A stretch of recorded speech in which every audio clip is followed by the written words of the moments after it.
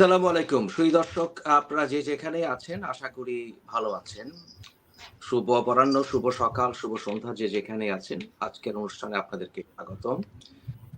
আজকে আম আমাদের সাথে একজন বিশেষ ব্যক্তিত্ব, একজন বিশেষ আ মেহমান আছেন। উনাকে আপনারা সবাই চিনেন। উনি হচ্ছেন হোসেন মোহাম্মদ সেলিম।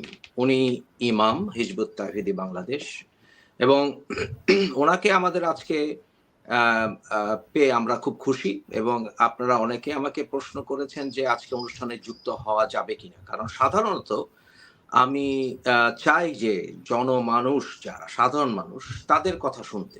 কারণ আ সবাই বিশিষ্ট গেস্ট নিয়ে আসেন। কিন্তু আমার সাধারণত পন্থা হচ্ছে যে আমি সাধারণ মানুষদের কথা শুনি, সাধারণ মানুষকে কথা বলার ব্যাপারে আমি অনুপ্রাণিত করি। কিন্তু মাঝে, মাঝে তো বিশিষ্ট গেস্ট আনতে হয় সময়ের দাবিতে। এরকমই একজন আমাদের সাথে আছেন হোসেন মোহাম্মদ সেলিম। সেলিম সাহেব, আপনি কেমন আছেন? ওয়ালাইকুম সালাম রহমতুল্লাহি ওয়া বারাকাতু। আলহামদুলিল্লাহ, আমি ভালো আছি, আল্লাহর শুকর। আপনাদেরকেও অসংখ্য ধন্যবাদ, মোবারকবাদ। আবারও সালামু আলাইকুম। ওভারঅল আপনি এবং আপনারা বলছেন আপনি ভালো আছেন। কিন্তু আসলে কি বাস্তবতার প্রেক্ষিতে একজন মুসলমান হিসেবে আলহামদুলিল্লাহ সব ক্ষেত্রেই। বাট ওভারঅল আপনার সিচুয়েশন, আপনার সংগঠনের সিচুয়েশনটা কি?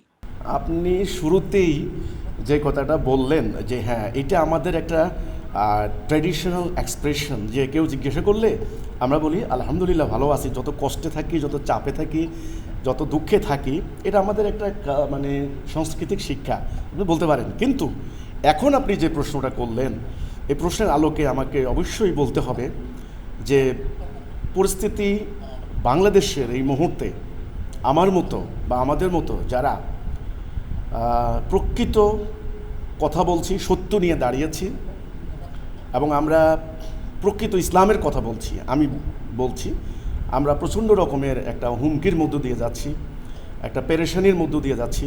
আমাদেরকে প্রতিনিয়ত হত্যার হুমকি দেওয়া হচ্ছে। আজকে আমি আপনার মাধ্যমে বলতে চাই, আজকে আমার এখান থেকে প্রায় 20 কিলোমিটার দূর হবে আমার সদর, সেখানে জামে মসজিদের সামনে আজকে হেফাজত ইসলামের, আমি বলবো সমস্ত হেফাজত ইসলাম কিনা আমি জানি না, একটা অংশ, সেখানে কয়েকজন বক্তা ছিলেন, কেন্দ্রীয় বক্তা গেছেন এবং লোকাল কিছু বক্তা। প্রথম সকাল থেকে শুরু হলো কয়েক ঘন্টা, শুধু আমার চামড়া তুলে ফেলবে, আমাকে মানে এলাকা থেকে উচ্ছেদ করে দিবে। সাংঘাতিক যে কথাগুলি, আমাকে নাকি আমার কাকে, আমাদের লোকাল ভাষায় বলে কাউয়া, আমার নাকি কাকেও পর্যন্ত আমার গোস্তের টুকরা খুঁজে পাবে না। এই অবস্থায় প্রতিনিয়ত আমার ফ্যামিলিতে নারী শিশু আছে। আমার আব্বার বয়স 80, যদি আমার ভুল না হয় 80-র কাছাকাছি। আমার আব্বা প্রচণ্ড রকমের মানসিক চাপে, আমার মা একজন বৃদ্ধা, আমাদের বাচ্চারা আছে, আমার ভাইয়েরা, ভাইয়ের বউরা, সমস্ত ফ্যামিলি এইভাবে প্রতিনিয়ত মানসিক টর্চার। সোশ্যাল মিডিয়াতে হাজার হাজার মানে তাদের অন্ধ অনুসারীরা হত্যার হুমকি, কোথায় আসস, তোরে জয় বাংলা করে দেব, তোকে আপ্যায়ন করতে হবে, আদর করতে হবে, আর ওদের পরিভাষা ধরো খুঁজা বাইর করো, একবারে শেষ করে দিব, জীবনের তরে হাসিনা পালাইছে, তুই পালাতে পারবি না। এগুলি কেমন কথাবার্তা এগুলি? এই তো কাজে আপনার যে দ্বিতীয় যে কথাটা বললেন, এই অর্থে চিন্তা করতে গেলে আমরা প্রচণ্ড থ্রেটের মধ্যে আছি, প্রচণ্ড হুমকির মধ্যে আছি। বিশিষ্ট একটা শ্রেণী তারা আমাদেরকে এই ধরনের হুমকি দিচ্ছে, তো সেই অর্থে আমরা একটা প্রচণ্ড চাপের মধ্যে আছি। আপনি হেফাজতে ইসলামের কথা বললেন। এছাড়াও আপনি কোন, কোন গ্রুপকে আপনি আপনার সংগঠন এবং ব্যক্তি আপনার জন্য আপনি থ্রেট মনে করছেন? দেখেন, সাংগঠনিকভাবে কিন্তু যেমন ধরেন শেখ হাসিনার পতনের পর বিএনপি যারা আছেন, বিএনপির আমি প্রথম দিকে সেটা একটা উদাহরণ দিচ্ছি। আমার বাড়ির পাশে যখন প্রায় 200 ফ্যামিলি থাকে, বিপুল আশার এখান থেকে 1 কিলোমিটার কাছে, বিকেলবেলায় ওই চিহ্নিত গোষ্ঠীর অনুসারীরা 200 পরিবারের উপর হামলা করেছে, প্রায় 2 কোটি টাকার সম্পদ লুণ্ঠন করে নিয়ে গেছে। সেনাবাহিনী একদিন পরে এসে পরিস্থিতি দেখেছে, 2টি গোডাউন ছিল চালের গুদাম, সেগুলো লুণ্ঠন করেছে, বাড়ির কিচ্ছু রাখে নাই, একটা পানি গ্লাস পর্যন্ত রাখে নাই। তো সেদিন 6তলা একটা বিল্ডিংয়ে নারী শিশু মিলে প্রায় 40-এর উপরে ছিল। সমস্ত বিল্ডিংয়ের সামনে তালা দিয়ে তারা আগুন লাগিয়ে দিয়েছে। আমার পরিস্থিতি তখন কেমন দেখেন, আকাশে আমি কালো ধোঁয়া দেখতে পাচ্ছি আর মানুষের আত্মচিৎকার দেখতে পাচ্ছি, 1 কিলোমিটার দূর থেকে কিন্তু শব্দ শোনা যাচ্ছে। এই অবস্থায় সবচেয়ে বড় যে উপকারটি করেছেন সেটা হলো বিএনপির যারা কর্মী আমাদের এলাকার ছিলেন, ছাত্রদল, যুবদল, বিএনপির, আমাদের গ্রামেরও কিছু ছিলেন, এরা এই কর্মীগুলি যাদের উপকার পেয়েছি এটা বলতে হবে, না হলে আল্লাহ কোরআনে বলেছেন অকৃতজ্ঞ বান্দাকে আল্লাহ পছন্দ করেন না, এটা কিন্তু আল্লাহ কোরআনে বলেছেন। কাজেই কৃতজ্ঞতা যে যেটুকু করেছে তাদের সেটা বলতে হবে। বিএনপির কিছু কর্মী, কিছু ছেলে যদি সেদিন না থাকতো, তাহলে আমি চিন্তাও করতে পারছি না যে আমার এই যে নারী শিশুগুলি মানে দগ্ধ লাশ হয়তো বা বের করা লাগতো। আল্লাহ রহম করেছেন, ক্ষতি হয়নি, কিন্তু মালামাল তারা লুটপাট করে নিয়ে গিয়েছে। তো এই বিএনপির পক্ষ থেকে, আমি কর্মীদের পক্ষ থেকে আমরা কোনো ধরনের থ্রেট এখন পর্যন্ত পাইনি, এটা কিন্তু সম্ভাবনা নাই। দ্বিতীয় হলো জামাত ইসলামী, জামাত শিবিরের পক্ষ থেকে সাংগঠনিকভাবে তাদের কিন্তু তারা আমাদের নেতৃবৃন্দ তারা বলেছেন যে আমরা সামনে আমাদের অন্য পরিকল্পনা নির্বাচন করব, আমরা চাই না কারোর সাথে গণ্ডগোল মারামারি। তো তারাও কিন্তু এ ধরনের আশ্বস্ত করছেন যে না, তারা এই ধরনের কোনো হুমকি টুমকির পক্ষে তারা নয়। তো সাংগঠনিকভাবে আমরা জামাত শিবিরকেও পাচ্ছি না। আর চরমোনাইয়েও তারা কিন্তু সাংগঠনিকভাবে কোনো ডিক্লারেশন নাই। বাট আমরা তো এলাকার লোকদেরকে চিনি, তারাও আমাদেরকে চিনে, কে কোন দল করে, কে কোন পার্টি করে, বা সোশ্যাল মিডিয়াও তাদের আইডিগুলি আমরা আইডেন্টিফাই করেছি এবং সেখানে তারা লোকেশন খুঁজে বের করেছি। তো দেখা যাচ্ছে এটা ম্যাক্সিমাম কওমি মাদ্রাসার ঘরানার ম্যাক্সিমাম এরা কেউ হেফাজত করেন, কেউ চরমোনাইও করেন, চরমোনাইয়ের স্থানীয় আমির আছেন বা ইত্যাদি, অর্থাৎ কওমি মাদ্রাসার এই হলো ম্যাক্সিমাম। কিন্তু সাংগঠনিকভাবে বিএনপির কথা তো আগেই বললাম, বিএনপির পক্ষ থেকে এমন ধরনের কোনো থ্রেট আমরা পাচ্ছি না এবং নাই, বরং তারা উপকার করেছেন আমাদের আগের দিন। আর জামাত শিবিরের পক্ষ থেকেও মানে সে ধরনের কোনো থ্রেট তারা বলছেন না। শুধুমাত্র আমরা দেখতে পাচ্ছি যে কওমি মাদ্রাসা কেন্দ্রিক একটা শ্রেণী, এবং এদের মধ্যেও কিন্তু আমরা কিছু লোক দেখতে পাচ্ছি তারা মারামারি, হুমকি, গণ্ডগোল এসব পক্ষে নয়। কিন্তু আরেকটা গোষ্ঠী তারা সব সময় উগ্রবাদী বক্তব্য দেয়, চরম উগ্রবাদী, মঞ্চে উঠলেই আপনার হিন্দুদের ক্ষতি করবে, মূর্তির হুঙ্কার, তারপরে হচ্ছে আপনার কাদিয়ানীদের বিরুদ্ধে হুঙ্কার, মাজারের বিরুদ্ধে হুঙ্কার, হিজবুত তাওহীদ, এই ধরনের অনেকগুলো ব্যাপার আছে। তাদের স্লোগানের বিষয় হচ্ছে তারা শিরিক, কুফর, বেদাত, নাস্তিক এর বিরুদ্ধে তাদের মানে স্লোগান বাইয়ে। তো কাজেই আপনার যে প্রশ্নের উত্তর আমি সংক্ষেপে শুধু এইটুকু বলছি, আপাতত এই মুহূর্তে আমরা যেটা দেখতে পাচ্ছি সেটা হলো কওমি মাদ্রাসার একটা গ্রুপ। তবে আপনি কিছুদিন আগে আমি দেখলাম আপনি সমস্ত ইসলামিক দলকে ঐক্যবদ্ধ হতে বলেছিলেন। তাহলে ঐক্যবদ্ধ হওয়ার ক্ষেত্রে সেখানে চরমোনাইয়ের কথা আপনি বলেছেন। চরমোনাই গত কয়েক বছর আগে উনি ওই জামাতের বিরুদ্ধে উনি ভাষণ দিয়েছেন, কিন্তু আবার দেখা যাচ্ছে ওনারা জামাতের সঙ্গে রাজনৈতিক একটা ঐক্য করার কথা, এবং মামুনুল হকও জামাতে ইসলামের আকীদার ব্যাপারে কিছু প্রশ্ন তুলেছেন, কিন্তু তারা ঐক্যের দিকে কাজ করছেন বলে আমরা আভাস পাচ্ছি। তাহলে চরমোনাইয়ের পক্ষ থেকে যদি বিভিন্ন নেতাদের থেকে আপনাদের প্রতি যদি থ্রেট আসে, কওমিদের থেকে যদি থ্রেট আসে, তাহলে পুরো ইসলামিক গোষ্ঠী যারা রাজনীতি করে তাদের সবার থেকেই আপনার প্রতি থ্রেট আসছে, এটা কি বলা যাচ্ছে না? তারা তো একসাথে সবাই। চরমোনাইয়ের সাথে জামাতের যেই দ্বন্দ্ব আছে, আইডিওলজিক্যালি তাদের ডিফারেন্স আছে। তারা কিন্তু অনেক বইও লিখেছে কিন্তু মধুদৈবাদের বিরুদ্ধে। শুধু চরমোনাইয়ের নয়, কেবল আপনি জানেন বর্তমানে যে খেলাফতের যে মামনুনুল হক, ওনার বাবা যে শেখুল হাদিস আজিজুল হক সাহেব, উনি যে বুখারী শরীফের বাংলার যে অনুবাদটা লিখেছেন, সেটা কিন্তু আমি বাংলা অনুবাদটা পুরোটা পড়েছি। শেষের যে বইটার পুরো চ্যাপ্টারটাই কিন্তু মধুদৈবাদের বিরুদ্ধে। তাহলে কিন্তু সেই অর্থে কিন্তু তাদের মধ্যে ঐক্য হতে পারে না। কিন্তু নির্বাচনকে সামনে রেখে তারা চেষ্টা করছেন যে একটা ঐক্য জোট তৈরি করতে।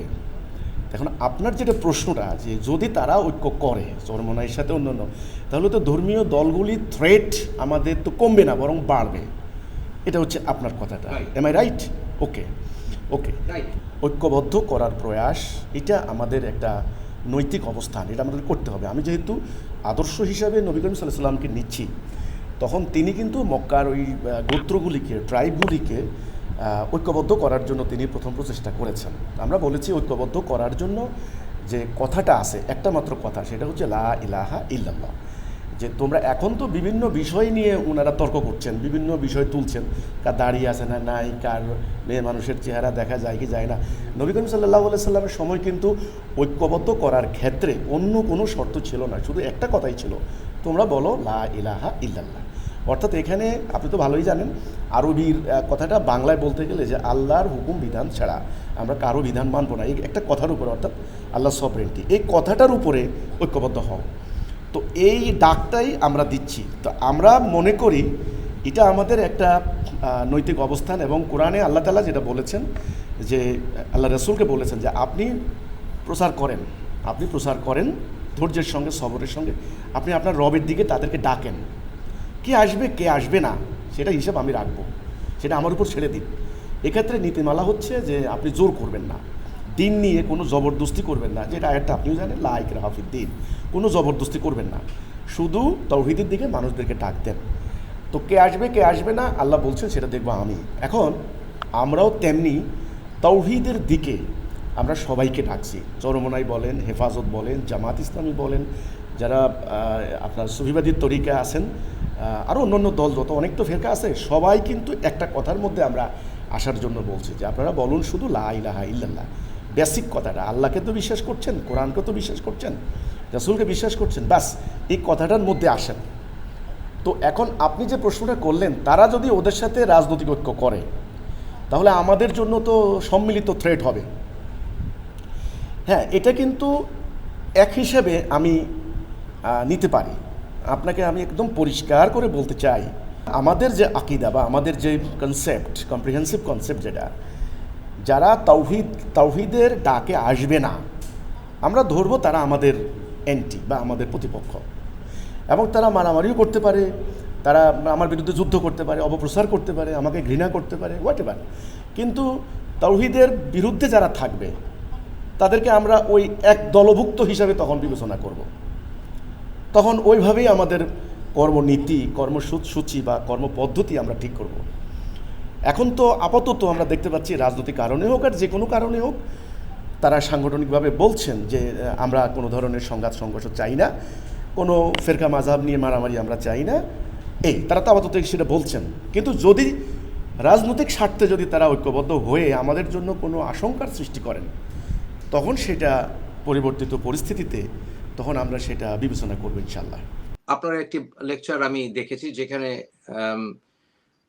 আপনি বলেছিলেন যে আওয়ামী লীগ শাসন আমলে আপনারা কথা বলতে পারেননি, আপনাদের গলা চিপে ধরেছে। কিন্তু এখন কথা হচ্ছে, এখনো কি আপনাদের গলা চিপে ধরে আছে? এক নাম্বার, আপনি ডক্টর ইউনূসের একটি আলোচনাকে উদ্ধৃতি দিয়ে বলেছেন না যে উনি বলেছেন এখন তোমরা স্বাধীন, এই কথা আপনি বলেছেন। তাহলে আমার প্রশ্ন হচ্ছে, আসাদুজ্জামান খান সাহেব 2018 সালে আপনাদেরকে নিষেধাজ্ঞার ব্যাপারে উনি বলেছেন, উনি আপনাদেরকে ব্ল্যাকলিস্ট করেছেন, উনি কিন্তু আপনাদেরকে শেষ পর্যন্ত ব্যান করা হয়নি। কিন্তু এই প্রক্রিয়া 2008 সাল থেকে চলে আসছে, আমি মোরলেস আমার গবেষণা যা বলে। এখানে কিছু বিষয় আছে সেলিম সাহেব যেগুলো আমাদের জানতে হবে। সেটা হচ্ছে, আমি ব্যক্তিগতভাবে, আপনি জানেন যে কোনোভাবেই আমি কারো মতের জন্য কাউকে আমি থামাই না, সে যে মতেরই হোক, যে মতবাদ, যে কিছুই হোক, he should have the right to speak.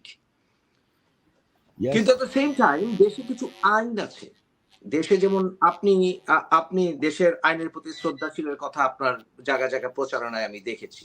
At the same time আপনার ওয়েবসাইটে আছে যে আপনারা জীবনের প্রতিটা পদক্ষেপ রাসূলুল্লাহর অনুসরণ করার চেষ্টা করেন, প্রতিটি পদক্ষেপ। তো মেইন ফ্যাক্টরাই তো হচ্ছে আসলে প্রতিটি পদক্ষেপ কতটুকু, কি, কিসের উপর ভিত্তি করে। আপনাদেরকে দেখেন, আমি আহমদুল্লাহ সাহেবকে দেখেছি আপনাদের ব্যাপারে কিছু কথা বলতে, যেগুলো আমার কাছে গ্রহণযোগ্য মনে হয়নি। আমি আপনাকে স্ট্রেটই বলছি, আমার কাছে ওনার এই যুক্তিগুলো, আপনাদের সমালোচনামূলক যুক্তিগুলো আমার কাছে এমন মনে হয়নি যার কারণে আপনাদেরকে আক্রমণ করা যেতে পারে। মানে প্রথমত কোনো কারণে আক্রমণ করা অ্যাকসেপ্টেবল না। কিন্তু এমন কিছু ইসলামের নামে এমন কিছু গ্রুপ আছে যাদেরকে ন্যায়সঙ্গতভাবে আমি মনে করি শেখ হাসিনা সরকার তাদেরকে নিষিদ্ধ করেছিল ন্যায়সঙ্গতভাবে, এবং তারা সারা বিশ্বে ব্যান্ড নিষিদ্ধ সংগঠন সারা বিশ্বে। এখানে হিজবুত তাহরির কথা বলতেই হয়, I am sorry to say, আমি এটা না বলে পারবো না। তাহলে এদের এদেরকেও যদি এরাও তো একটা নিজেদেরকে রাজনৈতিক গোষ্ঠী মনে করে, তারা যদিও ট্রেডিশনাল রাজনীতিতে বিশ্বাস করে না, কিন্তু তাদেরকেও সাথে নিয়ে যদি এখন ইসলামী ঐক্যের কথা বলা হয়, তাহলে তো সেই ঐক্য আমাদের কাম্য না। তাহলে আপনারা তো আক্রমণে পড়বেন। আপনি কি বলেন? আমার বক্তব্যে আপনি হয়তো পেয়েছেন বা আমি বলেছি যে আসলে আল্লাহ তাআলার সামনে রাস্তা কিন্তু দুটা। একটা হচ্ছে যেটা আমরা রূপক অর্থে বলি ডাইন আর বাম, ডাইন হাত বাম হাত, সত্য আর মিথ্যা, ন্যায় এবং অন্যায়। যারা সত্যের পক্ষ নিবে, ন্যায়ের পক্ষ নিবে, সত্য মানে যেটা সত্য মানে একবারে যেটা আপনি জানেন ইটারনালি সত্য, সকল জাতি সমাজের মধ্যে ট্রু, সত্যের পক্ষ নিবে, তাদেরকে আমি বলেছি তারা সব এক জাতি, সত্যনিষ্ঠ জাতি। আর কোরআনে কিন্তু কাফের শব্দটার যেটা মেইন রুট আপনি জানেন যে কুফর মানে সত্যকে অস্বীকার করা, ঢেকে রাখা। এটা হলো আমরা বলতে পারি বাম দিকে, মানে এরা একটা দল যারা সত্য কথা বলবে না। এবং আপনি নিশ্চয় জানবেন যে ইসলামী রাষ্ট্রের যে ওই আয়াতটা যেটা আল্লাহ কোরআনে বললেন যে কুনতুম খয়রা উম্মাতি উখরাজুল নাস তা'মুরুনা বিল মারুফ ওয়া তানহাউনা আনিল মুনকার, এখানে কিন্তু উম্মাহ শব্দটা এর একটা জাতির কথা বলা হয়েছে। তোমরাই সেরা জাতি, তোমাদের উত্থান ঘটানো হয়েছে, মানে তোমাদেরকে খারিজ করা হয়েছে অন্যান্য মানব জাতি থেকে। তোমরা সৎ কাজের আদেশ দিবে, অসৎ কাজ থেকে নিষেধ করবে। এই যে আসলে রাষ্ট্রের মানদণ্ড কিন্তু এইটাই, যে সৎ লোক, সৎ ব্যক্তি, উদার ব্যক্তি, যোগ্য মানুষ তাকে প্রমোট করবে, সহযোগিতা করবে, অ্যাপ্রিসিয়েট করবে। আর যে অসৎ, মিথ্যাবাদী, প্রতারক, ভণ্ড, তাকে মানে আস্তে আস্তে সমাজের কোনো সুযোগ সুবিধা সে পাবে না। আপনি যেটা বলছেন সেটা হচ্ছে রাইট, মানে অধিকার। অধিকার প্রত্যেকটা মানুষের, আমি বলেছি সেটা হচ্ছে তার সৃষ্টিগত অধিকার।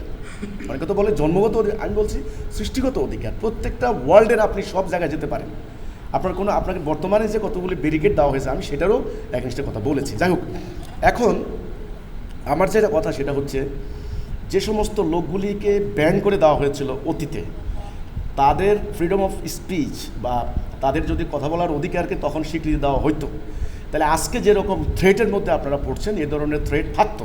এটা হলো বোধহয় আপনি যেটা বলতে চাইছিলেন শেষের দিকে, একটা। আরেকটা হচ্ছে যে আপনারা বলেছেন যে আওয়ামী লীগ সরকারের সময় ওইভাবে কথা বলতে দেয়নি। আসলে আপনি কামাল সাহেবের কথা বলেছেন যে কামাল সাহেব কিন্তু ব্ল্যাক লিস্টের ঘোষণা দেননি। আমাদের বর্তমানে যিনি তাজ, সোহেল তাজ সাহেব, উনি কিন্তু যখন স্বরাষ্ট্র প্রতিমন্ত্রী ছিলেন তখন 12টা সংগঠনের নাম উনি একটা নাম পড়ছেন যে কালো তালিকাভুক্ত। তো সেটার জন্য সেটা পরের দিনের পত্রিকায় এসেছে, ইত্তেফাক সহ প্রথম আলো সব তারা অনেক এনেছেন। যাই হোক, তখন কিন্তু ভিতরে চেষ্টা হয়েছিল যে হিজবুত তৌহিদকেও ব্যান করে দেওয়া হবে। তো আমরা কিন্তু বিষয়টা নিয়ে জরুরি ভিত্তিতে যোগাযোগ করেছি, কামাল সাহেবের সাথেও কথা বলেছি, সবার সাথে আমরা কথা বলেছি। তো কথা বলার পরে তাদেরকে আমরা কনভিন্স করার চেষ্টা করেছি। আমরা বহুবার গোয়েন্দা সংস্থাদের সাথে বসেছি, এসবি, এনএসআই, আপনার হলো সিআইডি, আপনার হলো ডিজিএফআই, সম্মিলিতভাবে আমাদের কেন্দ্রীয় কমিটিকে আমি পাঠিয়েছি আমাদের তথ্যপাত্র দিয়ে। আমরা এই দুটা জিনিস আমরা নিশ্চিত করেছি গভর্নমেন্টকে যে হিজবুত তৌহিদ আন্দোলন প্রচলিত যে রাজনৈতিক সিস্টেম বা রাজনীতি, আমরা কোনো ধরনের রাজনৈতিক মানে কার্যক্রমে ইনভলভ হব না, 1 নাম্বার। 2 নাম্বার, কোনো সন্ত্রাসী কর্মকাণ্ড মানে উগ্রবাদী কর্মকাণ্ড বলতে যেটা বোঝায় এখানে ওখানে বোমা মারা, সন্ত্রাস করা, মানুষের ভিতরে আতঙ্ক সৃষ্টি করা, এই ধরনের কোনো কাজে আমাদের অতীতেও নাই, আমাদের সম্ভাবনা নাই, আমরা হব না।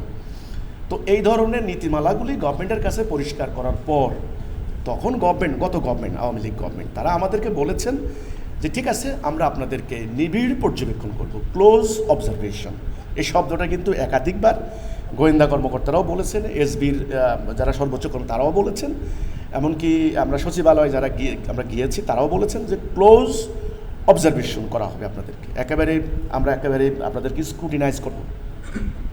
তখন আমরা বলেছি যে আমাদের মিটিং আপনারা থাকেন, আমাদের বক্তব্য রেকর্ড করেন, নেন। তো তারা নিয়েছেন, কিন্তু দেখা যাচ্ছে আমি আপনাকে বলতে চাই যে আমার কথা বলতে দেয়নি। আমি বলেছি কথাগুলো এই জন্য, 20টা মিটিংয়ের পারমিশন চেয়েছি, আমাকে একটা মিটিংয়ের পারমিশন দিয়েছে। আমি টাকা পয়সা সব খরচ করে ফেলেছি, লক্ষ লক্ষ টাকা। আমার কর্মীরা চলে এসেছে মাঠে।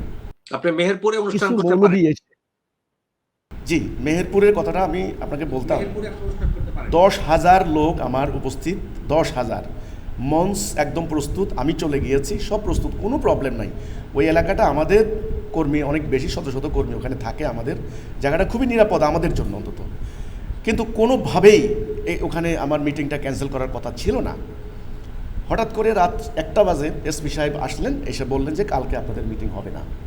অলরেডি আমাদের মাইক ভাড়া কমপ্লিট, মঞ্চ ভাড়া কমপ্লিটেড, আমাদের আপনার হলো রান্নাবান্না যা আছে কর্মীদের জন্য সব শেষ। এই অবস্থায় আমরা ক্ষতিগ্রস্ত হলাম অর্থনৈতিকভাবে। আমাদের লোকেরা পরের দিন চলে আসলো, অনেক লোক চলে আসছে, আমরা খবর পৌঁছাতে পারিনি রাতের মধ্যে। উত্তরায় আমার যে মিটিংটাকে ধ্বংস করে দিল, আমি আপনাকে বলতে চাই, এই মিটিংটা ছিল আমার রজত জয়ন্তী অনুষ্ঠান। আমরা স্বরাষ্ট্রমন্ত্রীর সঙ্গে দেখা করেছি, আমরা আইজিপি সাহেবের সাথে দেখা করেছি, আমরা 20টি দপ্তর থেকে আমরা পারমিশন এনেছি। মাঠ কর্তৃপক্ষ, আমার বাসা কিন্তু সবাই জানে, ওই মাঠের পাশেই আমার বাসা, এটা বলতে কোনো অসুবিধা নেই। তারা কি করলো, আমি 50,000 লোকের সমাবেশ, 30,000 চেয়ার আমি এনেছি, সেখানে মাঠকে এত সুন্দর সাজিয়েছি, অত্যাধুনিক সাউন্ড সিস্টেম করেছি, এমনকি LED সিস্টেম করেছি, মানে আধুনিক প্রযুক্তি আমি ব্যবহার করেছি। হঠাৎ করে সেখানে উত্তরায়, ওনার নাম হচ্ছে যদি আমার ভুল না হয়, কেফায়েতুল্লাহ আজহারি, উনিও কি হেফাজতের কেন্দ্রীয় কমিটির কি একজন, কেফায়েতুল্লাহ আজহারি, ইনি ফজরের নামাজের পরে মুসল্লিদেরকে উল্টাপাল্টা কি বুঝালো যে এখানে একটা ফুর্তি হবে। দেখেন, আপনি কিন্তু বিষয়টা বুঝবেন, রজত জয়ন্তী, প আর ফ, এই পূর্তি আর ফুর্তি। তারা কি করলো, তারা মাহফিলের মধ্যে বললো যে হিজবুত তৌহিদ এখানে ফুর্তি করবে, আমোদ ফুর্তি করবে। দেখেন, আমরা বললাম 25 বছরের আমাদের রজত জয়ন্তী, 25 বছর পূর্তি। তারা বললো ফুর্তি করবো আমরা নাকি, ওখানে গান বাদ্য হবে, আমরা ফুর্তি করব। এই অনইসলামিক কার্যক্রম, এই বেদাত, এই শিরিক, এই কাফের মুশরিকের মিটিং উত্তরায় করতে দেওয়া যাবে না। বক্তব্যটা আমি আপনাকে যদি পারি ইনশাল্লাহ আপনাকে পাঠাবো, আমরা আইনশৃঙ্খলা বাহিনীকে দিয়েছি। সে বলছে রক্তের বন্যা বয়ে যাবে, এমন এমন উস্কানিমূলক কথা বলেছে। তখন পুলিশের উচিত ছিল কিচ্ছু না, ওসি সাহেব গিয়ে বললেই হতো যে আমরা তাদেরকে অনুমতি দিয়েছি, আমরা দেখছি বিষয়টা অনইসলামিক কিছু হলে তোমরা রেকর্ড করো, ভিডিও করো, তোমাদের আমরাও আসি, তোমরাও আসো, তোমরা বাধা দিতে পারবে না। তাদের এত বড় আয়োজন, 400 ডেক্সি, 30,000 লোকের খানা, অর্থাৎ ওই এলাকার আহালিয়া এলাকা, আমি তো ওই এলাকার স্থানীয় লোক, আমার ওখানে বাড়ি। আহালিয়া এলাকা যে জায়গাটা, সেখানের অনেক সাধারণ মানুষ আমার ফ্যামিলিতে আসা যাওয়া করেন, আমাদের পারিবারিক সামাজিক অনুষ্ঠানে আমরা দাওয়াত দিই, ওনারাও আসেন যান, দলের ব্যাপার না। এনাদের সবার জন্য আমি রান্না করেছি, পাশের একটা বস্তি ছিল তাদের জন্য রান্না করেছি। রান্না খুব বেশি আইটেম না, আমরা পোলাও, মুরগি আর একটা ডিম মধ্যখানে, এই একটা প্যাকেট। 50,000 লোকের 400 ডেক্সি খাবার, খেলাখেলি না কিন্তু ভয়াবহ কারবার। এই একটা হুমকিতে এরা কি করলো, সর্বোচ্চ 2 থেকে 300 বা 400 লোক হবে মাদ্রাসার কিছু মৌলবী, এই কওমি মাদ্রাসার। আমাকে ফজরের নামাজের পরে ডিসি সাহেব ফোন দিলেন, ফোন দিয়ে বললেন যে প্রথমে একজন দারোগা বললেন, ওসি বললেন যে ইমাম সাহেবের সঙ্গে ডিসি সাহেব কথা বলবেন। তো আমি সংক্ষেপ বলছি কথাটা।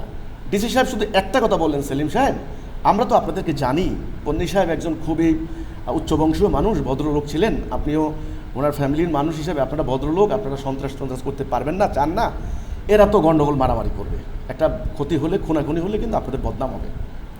আমি বলি কি, আপনি ডিসিশন নেন, সম্মেলনটা যদি করেন আপনার ক্ষতি হবে। এই কথাটা যখন আমি শুনলাম তখন আমি ভাবলাম যে পুলিশ যদি এখানে শক্ত অবস্থা না নেয়, ওদেরকে যদি ছেড়ে দেয়, তাহলে এখানে রণক্ষেত্র হবে। আমি চাইনি, আমি আপনাকে একদম এখনই বলছি সিনসিয়ারলি এবং মানে ট্রুলি যেটা বলছি, তখন আমার মাঠের চারপাশে 10,000 সৈন্য, আমি সৈন্য বলছি এই জন্য কারণ তারা যুদ্ধের ঘোষণা দিয়েছে, তা আমিও তো সেই অর্থে বলতে পারি।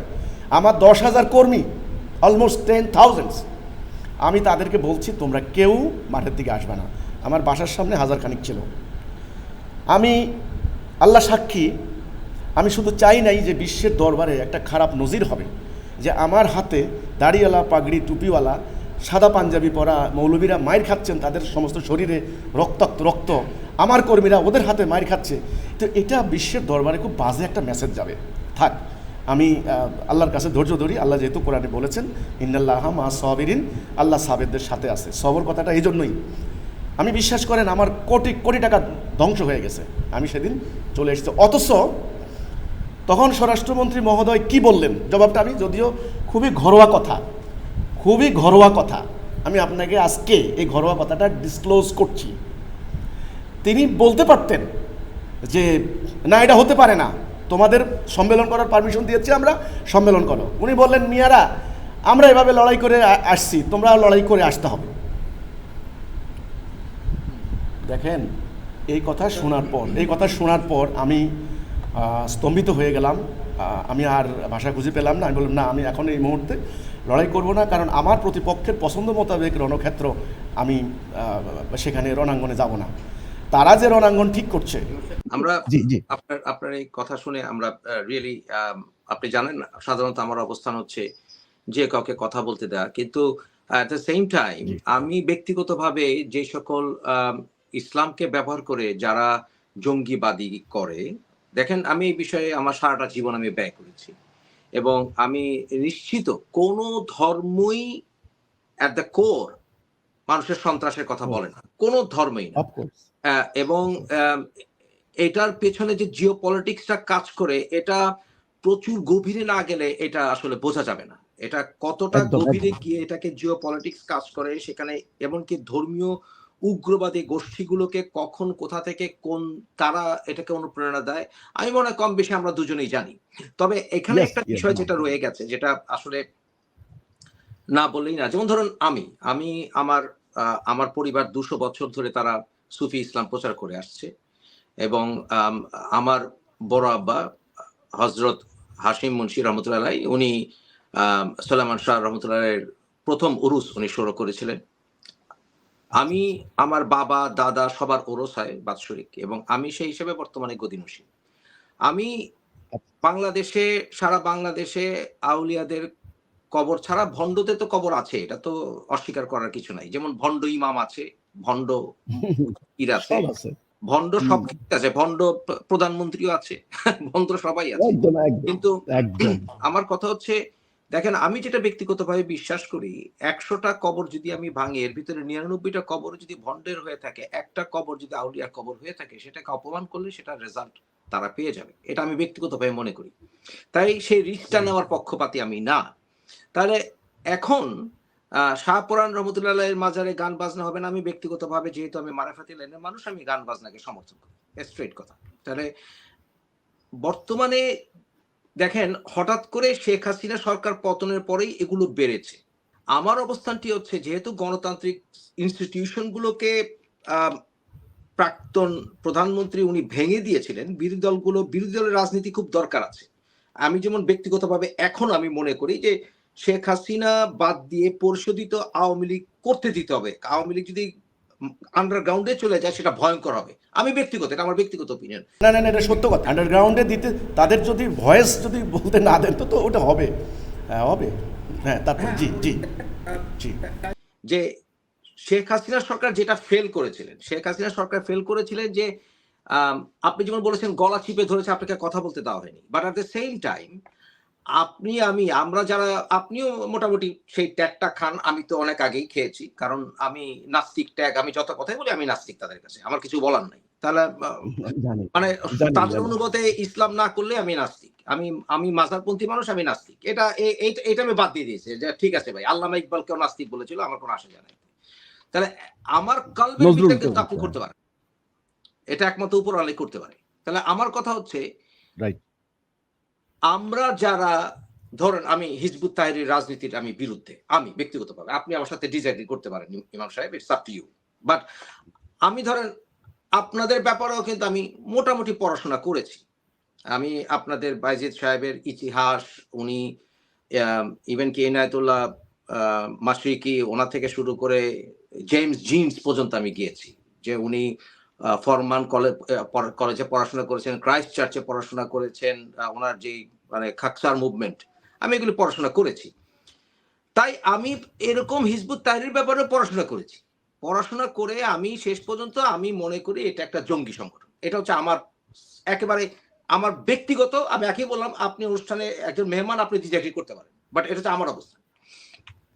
বাট আমি তাদের, আপনার সঙ্গে আলোচনার সুযোগে আমি তাদের সাথে আলোচনায় বসতে আগ্রহী। তারা হিজবুত তাহরীরে যদি কেউ থাকেন, আমি আলোচনা করব, আসেন, আপনাদের আইডিওলজি বলেন, আপনাদের পলিসি বলেন, আমি মনে করি আপনারা একটা জঙ্গি সংগঠন, আমি ব্যক্তিগতভাবে। এই আলোচনার সুযোগটি কিন্তু শেখ হাসিনা সরকার দেননি। আপনি হ্যাঁ, বলেছেন এটাই। যে ঐক্যের কথা, আপনি বলেছেন ঐক্যের কথা। আপনাদেরকে যারা জঙ্গি মনে করে, আপনাদেরকেও মনে করে অনেকে, অনেকেই মনে করে। যদিও হিজবুত হুম, তাহরীর আর হিজবুত তাওহীদ এক না। তো দর্শকদেরকে বলছি। তো আপনাদের আকীদা নিয়েও অনেকে প্রশ্ন তুলে। জামাতের আকীদা বাংলাদেশের ৯৯% মানুষ জানে না। জামাতের আকীদা যদি জানে তাহলে বলবে এরা মুসলমানই না অনেক ক্ষেত্রে। অনেক ক্ষেত্রে, সব বিষয় না। মানে ধরতে গেলে মানে আমি যদি ধরতে চাই, আমাকে আমরা যারা সুফিবাদী আমাদের যদি ধরতে চায়, আমি ধরতে চাইলে আমি মানে আমি সাধারণত চ্যালেঞ্জ করি না ইমাম সাহেব। আমি বলতে পারি যে আমি যদি চ্যালেঞ্জ করি চরমোনাইয়ের আকীদা এবং কি হেফাজতে ইসলামের আকীদা ইসলামিক না, ওনারা প্রমাণ করতে পারবেন না আমাকে। অনেস্টলি। তাহলে তারপরেও আলোচনার আমি পথে। তাহলে আপনাদের ভিতরে যে ওকে, ওকে। থ্রেড এটা কি আপনি মনে করেন যে অনেকটা অজানা এবং অনেকটা ভিত্তিহীন? তাহলে আপনারা কেন স্পেসিফিক্যালি টার্গেট? আপনাদের একটি বিষয় আমি ওয়েবসাইটে দেখেছি সবার উপরে মানবতা। আপনারা মানবতাকে সবার উপরে এনেছেন। এটা হচ্ছে আপনাদের না, এটা ওয়েবসাইট আমাদের আমি একটা স্লোগান। হ্যাঁ। জি, জি, জি। আমি ব্যক্তিগতভাবে ভাই সবার উপরে মানবতা মনে করি না। আমি আপনাকে স্ট্রেট বলে দিই। আমি মনে না, করি না, না। ঠিক আছে। না, না, ঠিক আমি আছে, আমি ঠিক মনে আছে। করি সবার উপরে হচ্ছে উপরওয়ালা। এটা আমার অবস্থান। এবং ওকে, এক্সাক্টলি। সবার উপর উপরওয়ালা আমি আ আপনাকে উত্তর দিচ্ছি। আমি এটার উত্তর দিচ্ছি। হ্যাঁ, সেটা হচ্ছে আমার অবস্থান এবং না, না, না, আমি মানবতার উত্তর দিচ্ছি। হ্যাঁ, অবশ্যই। মানবতার সংজ্ঞায় যেটা মানবতা একটি ভেগ টার্ম ইমাম সাহেব। মানবতা একটা ইটস এ ভেগ টার্ম। মানবিক রাইট যেটা, মানবিক রাইট কথাটাই একটি ভেগ টার্ম। আমি হিউম্যান রাইটস এর উপরে আমার আলহামদুলিল্লাহ আমার একটা ডক্টরেট আছে। আমার হিসাবে এটা হচ্ছে একটা ভেগ টার্ম। এটাকে যেমনি খুশি এমনি খেলা হুম, হয়েছে। এটার কোনো স্টেবল কিছু নাই। রাইট। আমার মনে হয় ওয়েস্টার্ন ওরা আপনাদের করছে এটা। আপনাদের বিরুদ্ধে সকল যারা বিরোধী আছে, যারা আপনাদেরকে কোপাতে চায়, কিলাতে চায়, আপনাদের ধ্বংস করতে চায়, আপনাদের এইটা কিন্তু একটা গুরুত্বপূর্ণ মেসেজ এবং তারা বলছে যে আপনারা হাদিস মানতে রাজি নন। আমি যেগুলো অ্যালিগেশন গুলো শুনেছি এবং আপনাদের আকীদা ঠিক নাই। এবং আপনারা খ্রিস্টান ইহুদিদেরকেও আপনারা আপনাদের মানে খেলাফত যদি গ্রহণ করতে রাজি থাকে বা আপনাদের তাওহীদের সংজ্ঞা যদি আসে তাহলে তারাও মানে জান্নাতে যাবে। কিন্তু কোরআনেই তো আসলে ইহুদি খ্রিস্টানদের জান্নাতের কথা ইঙ্গিত দেওয়া আছে। এটা তো আপনিও জানেন, আমিও জানি। আপনি এই বিষয়ে কি বলবেন? আপনাদের উপর একটা খ্যাপার কারণটা কি? খুব সুন্দর প্রশ্ন করছেন। একসাথে অনেকগুলো বিষয় আসছে। প্রথমত আপনি সুফিবাদের কথা বলেছিলেন, আপনার বাবা, দাদা ওনারা।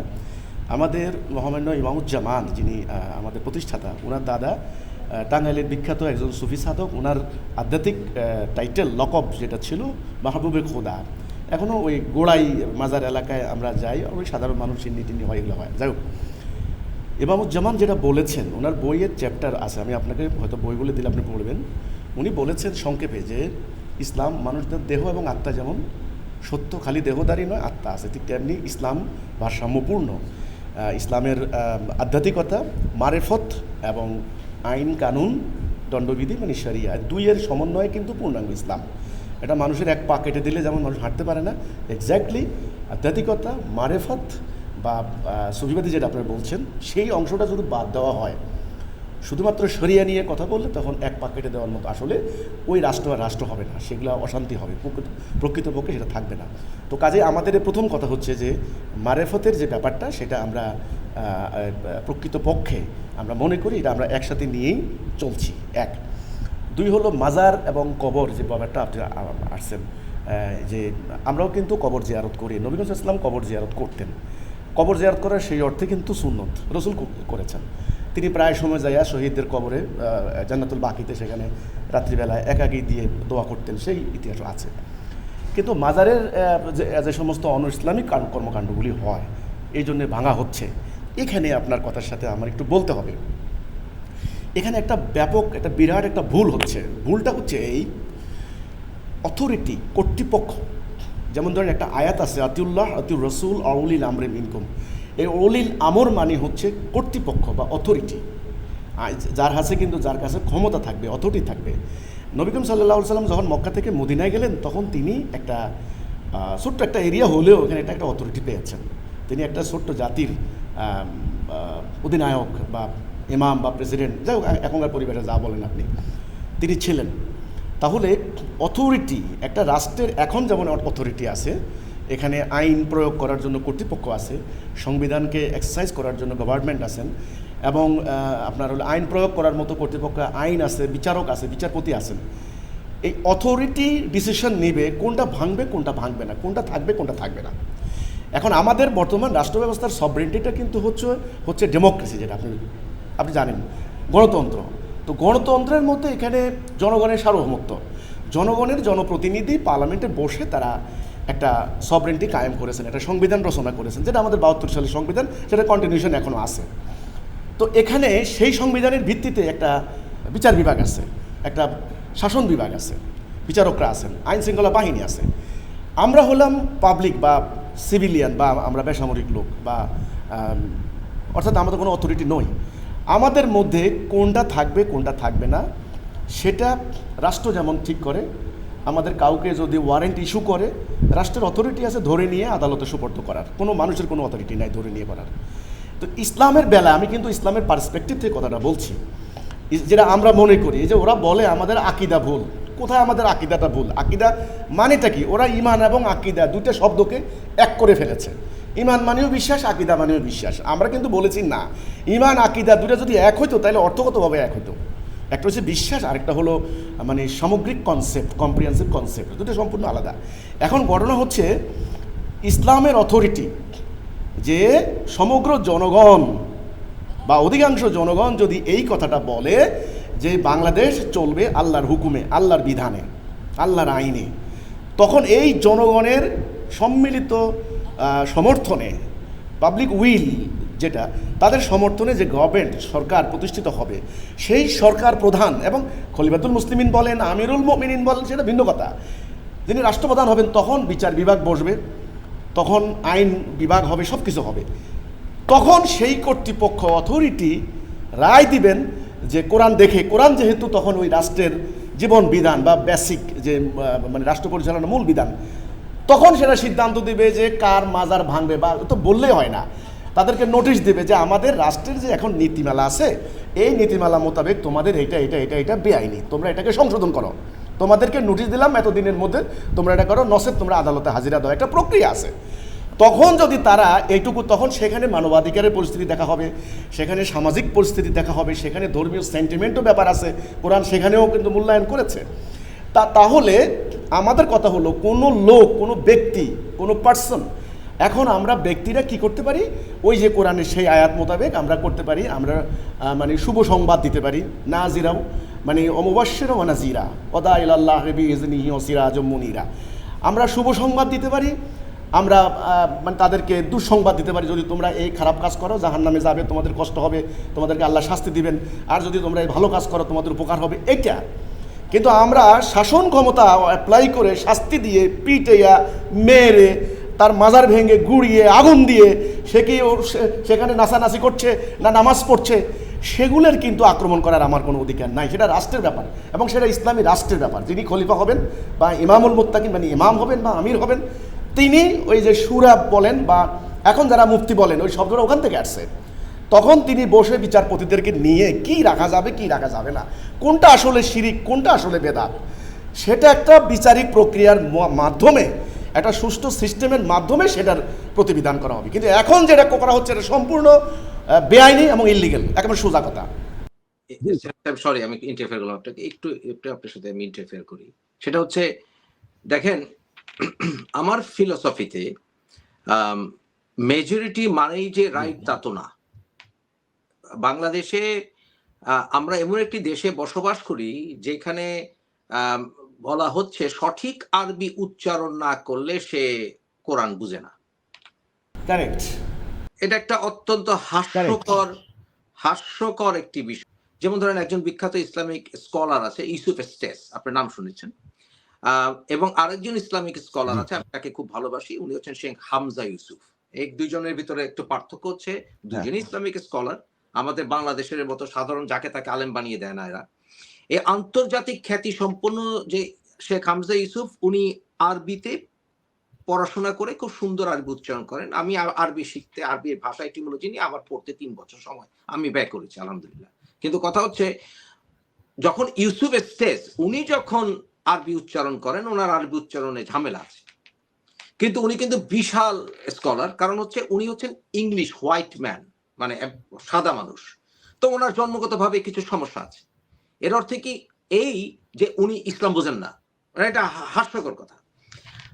আপনারা আপনি দেখেন সেলিম সাহেব, আমি আপনার কতগুলো লেকচার শুনেছি, আপনি বাংলাতে বোঝার চেষ্টা করেন, হুইচ ইজ অ্যাপ্রিসিয়েবল। আমি অ্যাপ্রিসিয়েট করি এটা, কারণ যে দেশে ৯৯% মানুষ কোরআনটা একবারও পড়ে নাই বাংলায়, তারা প্রচুর আন্তর্জাতিক পুরস্কার জিতে আনছে আপনার কেরাত কম্পিটিশনে, কিন্তু একবারও তারা, এবং আমি অসংখ্য হাফেজের সঙ্গে আমি কথা বলেছি যারা কোরআন বুঝেই নাই, পড়া তো মানে বুঝার দূরের কথা, পড়েও নাই। তাহলে আমার কথা হচ্ছে, আপনারা যখন বলবেন যে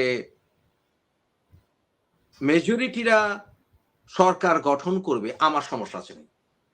আমার সমস্যা হচ্ছে, আমার কাছে, আমি ইসলামিক স্কলার বাংলাদেশে তথা পৃথিবীতে এক্সট্রিমলি রেয়ার, যারা কিছু অত্যন্ত ডেলিকেট, আপনারা জানেন, আপনার আমি বলেছি আমরা অন্য সময় ইনশাআল্লাহ আমরা দুজনে ইসলামিক বিভিন্ন থিওলজি নিয়ে আলোচনা করব। আমি আপনাকে বলেছি আজকে তো আর সেগুলো আলোচনা করছি না, আজকে আলোচনা করছি দেশের থ্রেট নিয়ে।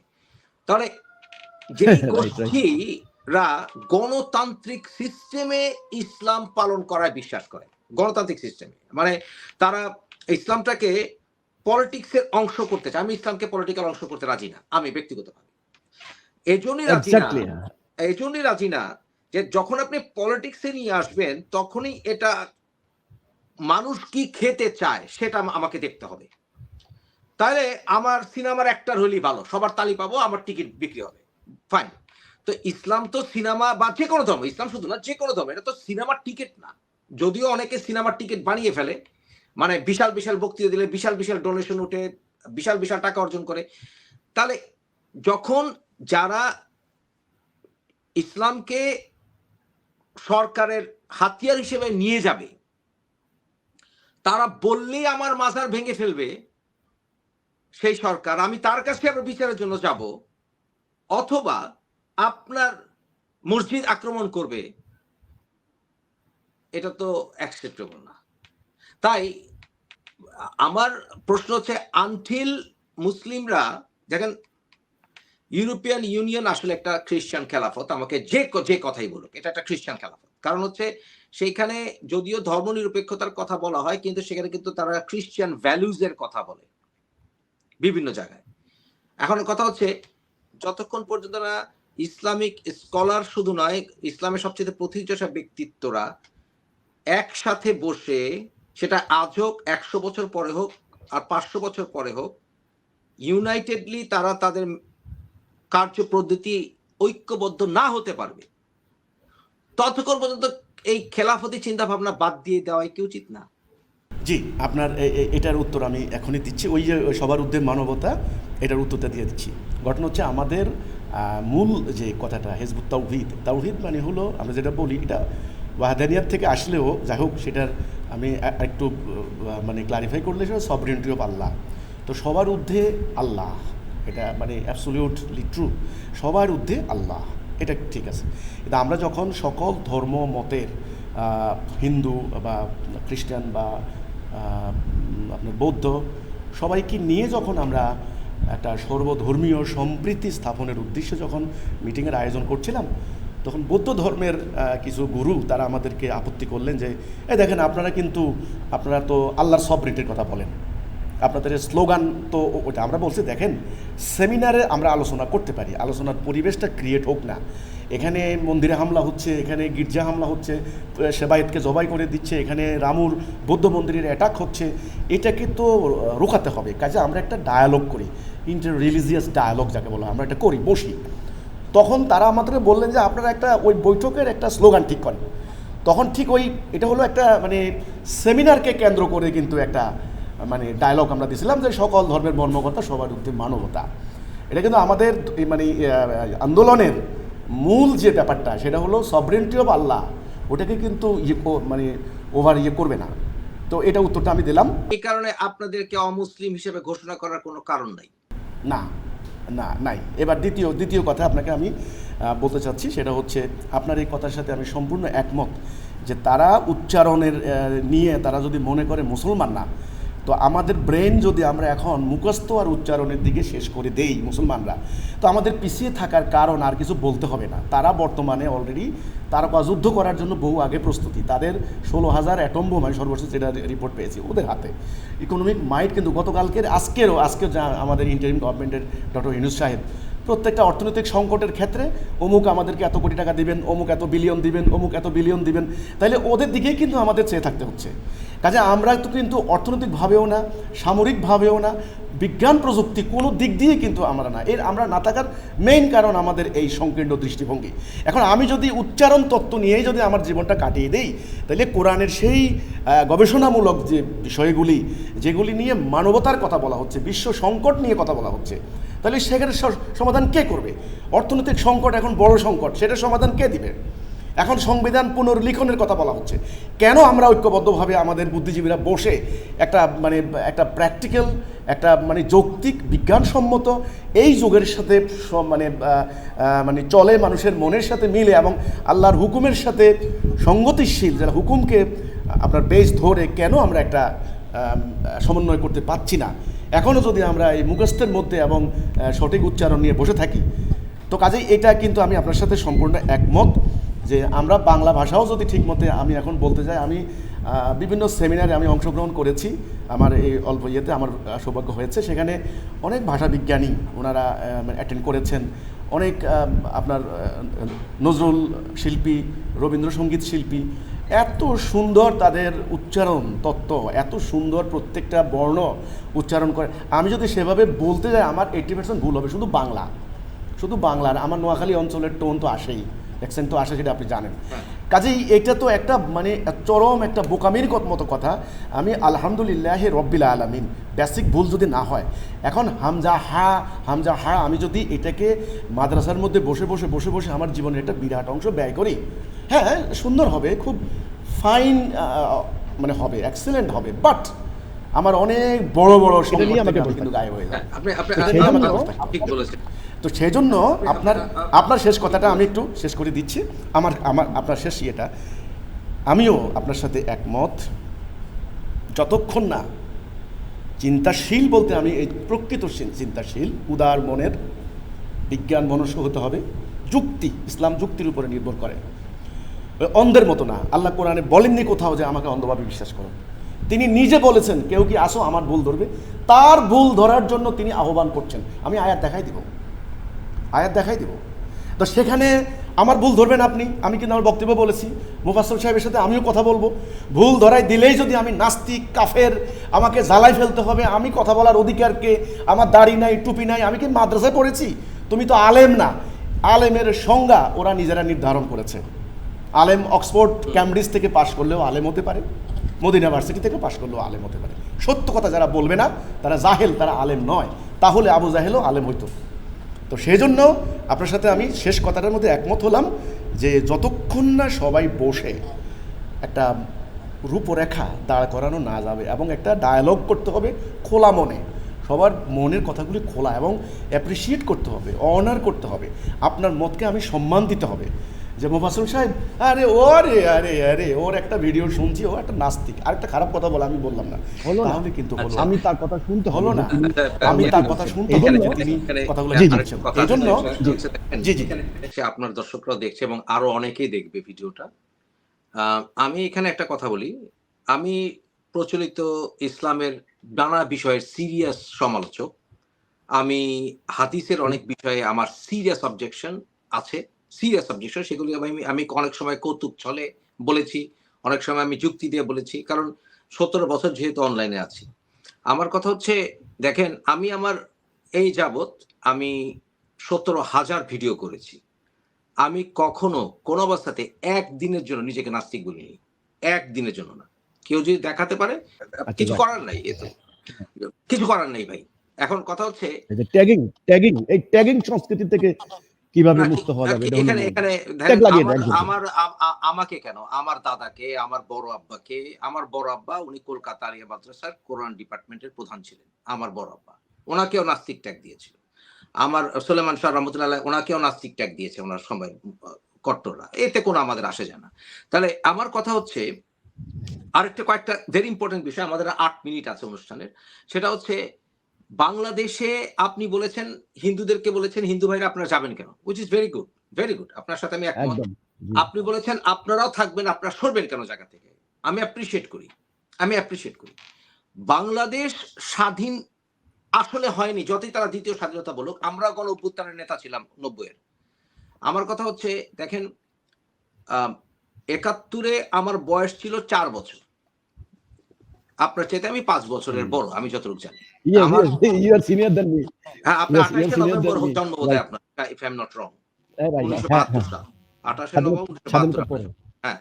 তো আমার কথা জি, জি। হচ্ছে যে আমি যুদ্ধের দু একটা কানে আমার শব্দ হলেও গেছে, গুলির শব্দ আমার কানে গেছে, আমি স্বাধীনতার প্রজন্ম, আপনিও তাই।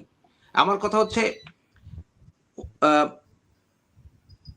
আমার একটা ইতিহাসের একটা অংশ কিভাবে ইমাম সাহেব 1972 সালে প্রথম যখন স্কুলটা খোলে, 72 জানুয়ারি, মুফাসসির ইসলাম ক্লাস 1 এর স্টুডেন্ট,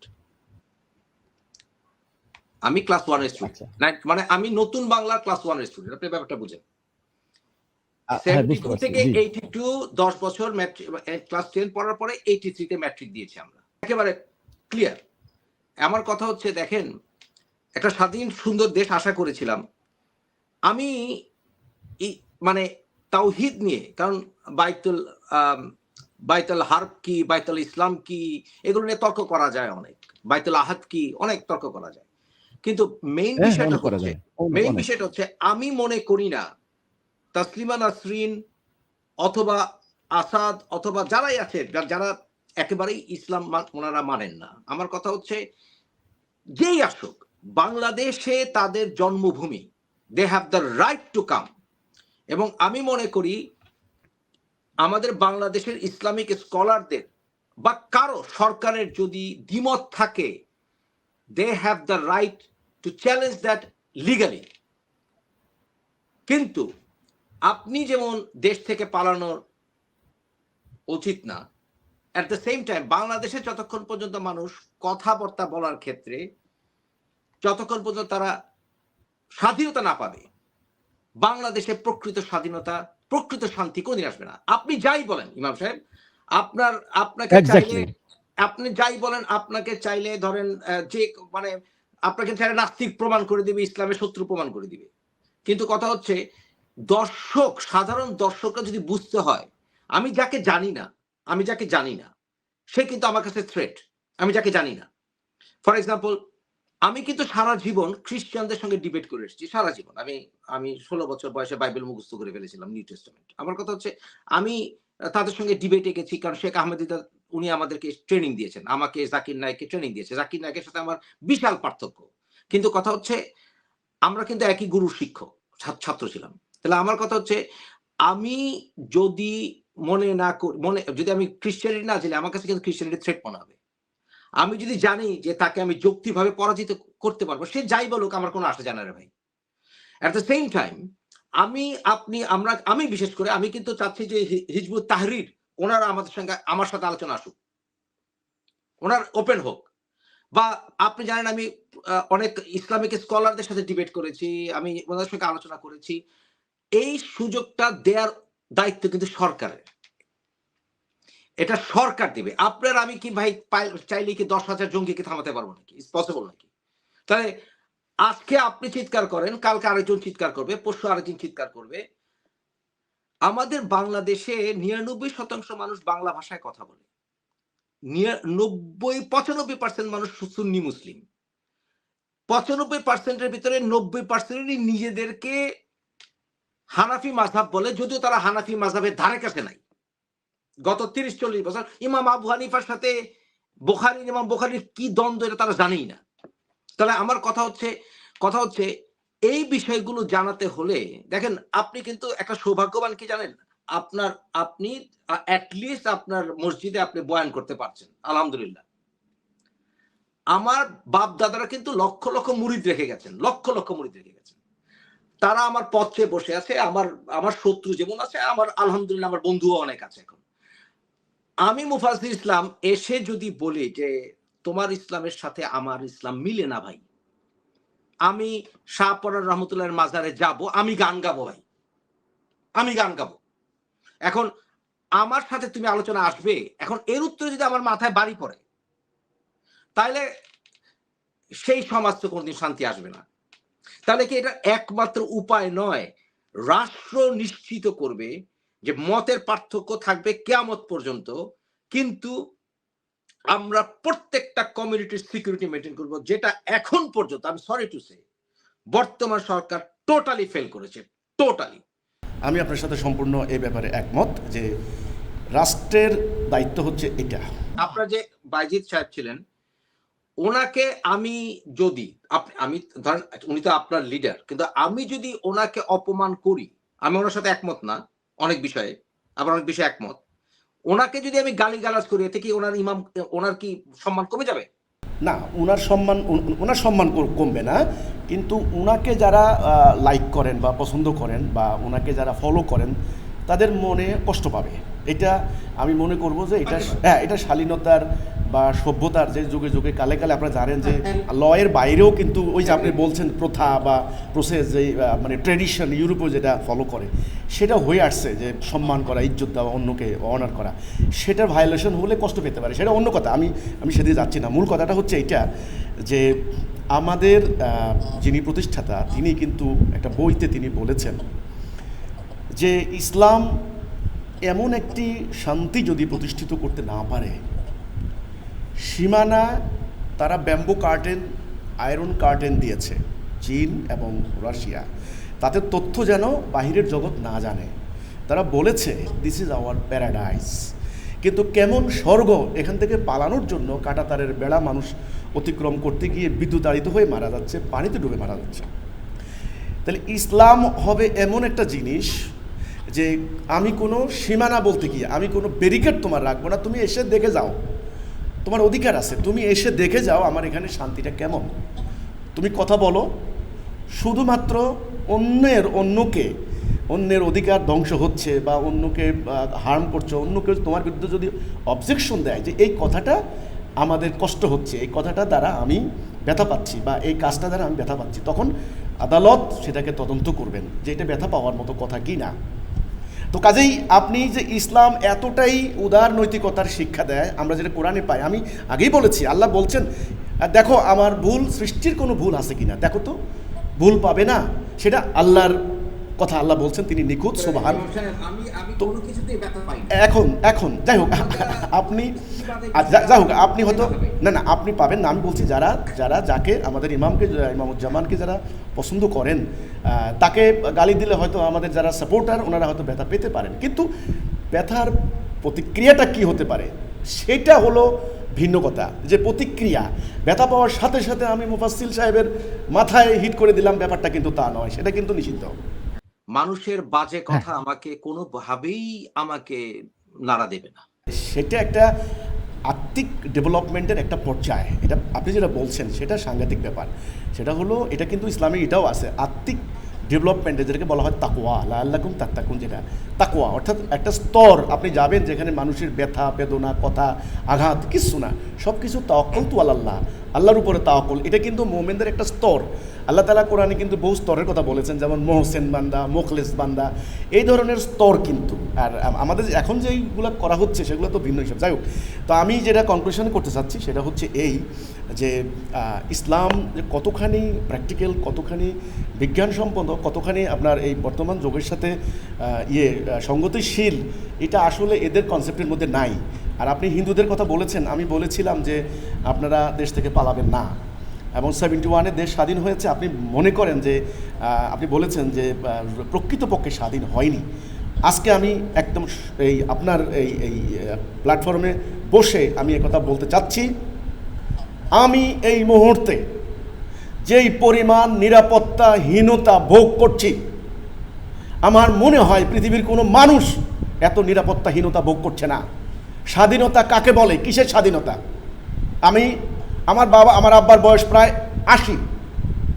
প্রতিদিন ওনার এই বয়সে আমি ওনাকে নিয়ে চিন্তিত, আমার মাকে নিয়ে চিন্তিত, আমার ছোটো ছোটো বাচ্চাদেরকে নিয়ে চিন্তিত। তারা আমাকে বলেছে, খবর দিয়েছে, বাচ্চা এবং নারীদেরকে বাড়ি থেকে বের করে দেন। 6 তারিখের ঘটনা, যেদিন 5 তারিখে শেখ হাসিনা সরকার পলায়ন করে ভারতে, 6 তারিখে আমি রাত্রিবেলায় বাসে করে ছোটো ছোটো বাচ্চাদেরকে আমার বাড়ি থেকে সরিয়ে নিয়েছি। আমরা সবার কাছ থেকে ধরাধরি করে চির বিদায় নিয়েছি। আমরা মরার জন্য প্রস্তুতি নিয়েছি, কোথাও যাওয়ার জায়গা নাই। এই কথাগুলি অত্যন্ত হৃদয় থেকে রক্তক্ষরণজনিত কথা। কিসের স্বাধীনতা?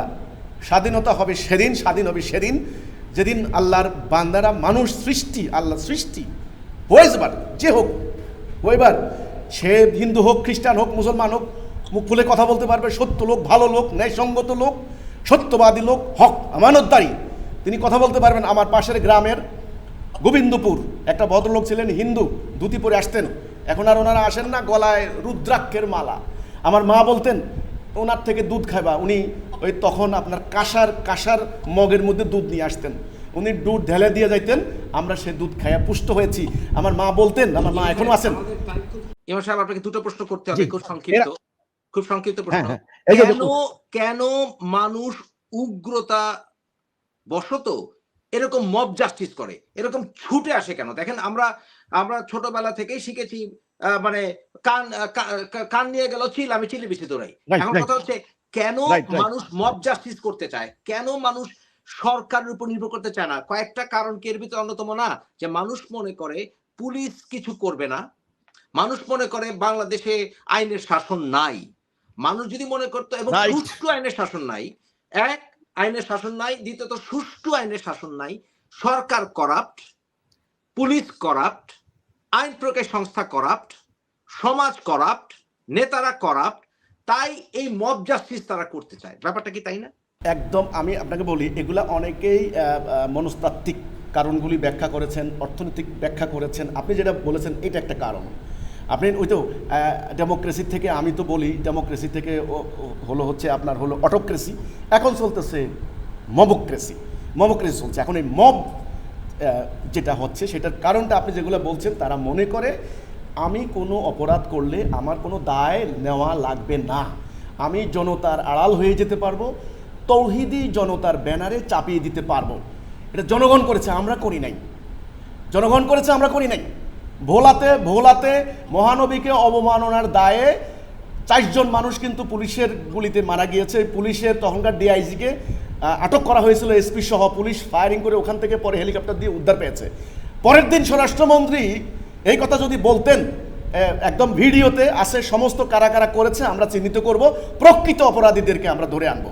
স্বরাষ্ট্রমন্ত্রী বক্তব্য দিলেন কি? কামাল সাহেব, বিএনপির সন্ত্রাসীরা এগুলি করেছে। এই যে আমার কথা হচ্ছে কি, কথায় কথায় একটা নির্দিষ্ট গোষ্ঠীকে আপনার ট্যাগ করে দিচ্ছেন, আসল সন্ত্রাসীদেরকে ধরছেন না। তো এখন এটার মেন কারণ, তৌহিদি জনতার নামে এরা যে মব করে, এদের আপনি যেটা বলছেন এটা একটা কারণ, কিন্তু আমি যেটা বলি সেটা কারণ হলো ইসলাম সম্পর্কে এদের আইডিয়া, এদের আকিদা সম্পূর্ণ ভুল, রং, পারভার্টেড আকিদা। এদের ধর্মীয় চেতনা একটা আছে, ইমান, এটা আল্লাহ বিশ্বাস করে। এদেরকে এবার মানে লেলিয়ে দেওয়া হচ্ছে যে এটা করো, এটা করলে তুমি আল্লাহ রাসূলকে পাইবা, তোমার সওয়াব হবে, এটা জিহাদ হবে, ইত্যাদি ইত্যাদি। দেখেন, বাংলাদেশে যারা আওয়ামী লীগ করে তাদের 99% মানুষ আওয়ামী লীগের সংবিধানটা পড়ে নাই। যারা বিএনপি করে তারা 99% বিএনপির সংবিধান পড়ে নাই। আমি চ্যালেঞ্জ করে বলতে পারি, বাংলাদেশে যারা বিভিন্ন ইসলামিক সংগঠনগুলো করে তারা বেশিরভাগই কখনোই অপোজিট ইসলামিক যুক্তি পড়ে নাই, কোনোদিন পড়ে নাই। তাহলে এই জন্যই তাদের ভিতরে মতপাচার এবং ফ্রেন্ডজিটা বেড়েছে, প্রচন্ড ফ্রেন্ডজি, যে আমি রাইট, আমি একটা ফ্যাসিস্ট মনোভাব, আমি রাইট, আমি জাস্টিস ডেলিভারি করব। এবং তারা ইমাম, I am sorry to say, আমি একটা বেটার শব্দ পাচ্ছি না, তারা ইমাম, তাদের নিজস্ব শায়েখকে তারা পূজা করে। একেবারে সোজা কথা, মানে শায়েখ যা বলবে এইটাই কোরআনের বাণী। এই জন্যই ব্যাপারটা সেরকম গুলি হয়। আচ্ছা, আপনি আপনার শেষ 2 মিনিট আপনি আমাদেরকে আপনার শেষ কথাটা বলেন, আপনি প্রোটেকশন কিভাবে আশা করেন এবং আপনি সরকারের কাছ থেকে কি আশা করেন? শেষ আপনার 2 মিনিট ইমাম সাহেব। আমি আমি আমি যেটা আজকের এই প্ল্যাটফর্মের মাধ্যমে আমি যেটা আপনার মাধ্যমে যেটা বলতে চাই, আমি যেটা আশা করি সেটা হচ্ছে বাংলাদেশের একজন আইন মান্যকারী নাগরিক হিসেবে গত 29 বছর আমরা কোনো অন্যায় করি নাই, কোনো আইন ভঙ্গ করি নাই। এটা আমাদের ট্র্যাক রেকর্ড। আমাদেরকে প্রায় 5 থেকে 600 মামলা হয়েছে, প্রত্যেকটা মামলায় আমরা খালাস পেয়েছি এবং লিখে দেওয়া হয়েছে যে হিজবুত তৌহিদ কোনো আইন ভঙ্গ করে নাই, কোনো অন্যায় করে নাই। আমরা কোনো উগ্রবাদী কর্মকাণ্ডের সঙ্গেও নাই, কোনো প্রমাণ নাই, আমরা কোনো রাজনীতির সঙ্গে সম্পৃক্ত নাই। কাজেই একজন রিক্সাওয়ালা, একজন সাধারণ খেটে খাওয়া মানুষ যে অধিকার, মানবাধিকার, আত্মরক্ষার অধিকার, বসবাস করার অধিকার পায়, আমি এর বেশি কিছু চাই না। আমি ঠিক এটা চাই। আমার আজকে এখানে 50টি প্রায় আপনার উন্নয়ন প্রকল্প, আপনাকে আমি এটা ফাইল দেবো, আপনি দেখবেন। আমি গরুর খামার দিয়েছি, আমি মৎস্য প্রকল্প দিয়েছি, আমি একটা স্কুল দিয়েছি, আমি মসজিদ দিয়েছি, আমি প্রায় গার্মেন্টস ফ্যাক্টরি, জুতার ফ্যাক্টরি, আমাদের লোকদের কর্মসংস্থানের জন্য আমার এখানে অন্তত কয়েক হাজার লোক কাজকর্ম করে খায়। আমাদের এই লোকদের জীবন সম্পদের নিরাপত্তা, এদেরকে 2016 সালে খ্রিস্টান বলে প্রকাশ্য দিবালোকে 2টা মানুষকে জবাই করে হত্যা করেছে, হাত পায়ে রক কেটে দিয়েছে। আমার বাড়ি আগুন দিয়ে জ্বালিয়ে দিয়েছে, 200 মণ গোলার ধান লুটপাট করে নিয়ে গেছে, ওরা বলেছে এটা নাকি গনিমতের মাল। আমাদের লোকদেরকে জবাই করেছে বলে খ্রিস্টানদের এই পরিণতি। এখন ঘটনা হচ্ছে, আমি পরিষ্কার করে বলতে চাই, আমরা আল্লাহ রসুলের প্রকৃত ইসলাম নিয়ে দাঁড়িয়েছি। আমরা চাই আল্লাহ তাওহীদের উপরে ঐক্যবদ্ধ করতে চাই, ইসলামিক শিক্ষা প্রসার করতে চাই। আমি একটা মানবাধিকারের যে মানুষ হিসেবে যে অধিকার, এই রাষ্ট্রের আইন মান্যকারী নাগরিক হিসেবে যে সাংবিধানিক অধিকার, কনস্টিটিউশনাল রাইট যেটা বলা হয়, সে তার বেশি কিছু আমি চাই না। আমার জান মাল, ইজ্জত আবরু, আমার ব্যবসা প্রতিষ্ঠান, আমার এই মানে স্কুল, আমার স্কুলের বাচ্চারা প্রায় আপনার এখন প্রায় বন্যার পানি নেমে গেছে, অনেক ক্ষতিগ্রস্ত হয়েছে। প্রায় 5 শতাধিক বাচ্চা ক্লাস 1 থেকে ক্লাস 10 পর্যন্ত। আজকে 2 দিন থেকে বাচ্চারা ভয় আসে না। আজকে হেফাজতের সম্মেলন গেছে আপনার নোয়াখালীতে, পুরো এলাকার মানুষ ভয় আতঙ্কে। আমার এলাকার মানুষকে আপনি জিজ্ঞাসা করেন, তারা আমাদেরকে দেখেছে, চিনেছে। আমার গ্রাম, আমাদের কিন্তু ঠিক নিজের কথা বলতে নাই, মোটামুটি আমার আব্বা একটা প্রভাবশালী মানুষ একজন, এবং আমাদের অনেক জায়গা জমি আগে থেকেই ছিল, আছে। এলাকায় কেউ বলতে পারবে না একটা অন্যায়, একটা অসদাচরণ আমরা কারোর সাথে করেছি। আমাদের এলাকার মানুষ আতঙ্কে, ভয়ে, সবাই বলছে যে কি হয় না হয়, কি হয় না হয়। প্রতিদিন এভাবে তারা ফেসবুকে হামলা দিচ্ছে, অমুক তারিখে হামলা হবে, আপনারা কে কে আছেন, দেওয়ানবাগিরে শেষ করছি, এইবার হিজবুতের পালা, অমুকরে শেষ করছি, এবার তোদের পালা। এবার আপনার হলো আপনার ওই নাতের বেটুয়া সম্মেলন, নোয়াখালীতে সম্মেলন, সোনাইমুড়িতে সম্মেলন, সেখানে ফেসবুকে লাইভ করে দিচ্ছে। আর এই যে আমাকে হত্যা করবে, আমাকে জবাই করবে, একটা কথা কেউ বলছে না। এই জন্যে আমি চাই, আমরা চরম নিরাপত্তাহীনতার মধ্যে আছি, আমরা চরম মানে আতঙ্কের মধ্যে আছি। আমাদের জানমালের হেফাজত একজন সাধারণ নাগরিক হিসেবে প্রতিষ্ঠিত করা হোক। এখানে কিচ্ছু লাগে না, সরকার হস্তক্ষেপ করলেই হয়। সেনাবাহিনী, ডিসি সাহেব, এসপি সাহেব এবং সরকারের অন্যান্য কর্মকর্তারা যারা আছেন তাদেরকে ডেকে নিয়ে একথা শুধু বললে, যেটা আপনি একটু আগে বলেছেন, এখানে যদি কোনো ঘটনা ঘটে, ঘটনার দায় কিন্তু তোমাদেরকে নিতে হবে, জাস্ট এই কথাটুকু। তারা ইন্ডামিনিটি, ওই আপনি জানেন ইন্ডামিনিটি বিল, দায় মুক্তি তাদের আছে।